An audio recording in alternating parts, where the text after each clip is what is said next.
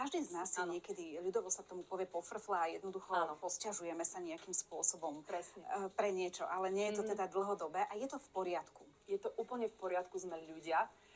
Toto ventilovanie, nazvime to takéto situačné, že niečo sa udialo, niekde sa cítime, že neviem sa pohnúť, alebo som už frustrovaná z toho, alebo prečo sa toto deje. Každý máme tú chvíľu, je to absolútne OK. Ten rozdiel je tam v tom, že niečo sa s tým potom snažíme urobiť, že sa otvárame riešeniu, snažíme sa z toho výjsť von. Nezostávame v takej tej pozícii, že som slabá, nič neviem zmeniť, svet je zlý, alebo dejú sa mi náročné veci. Som v tom akoby taká obeť.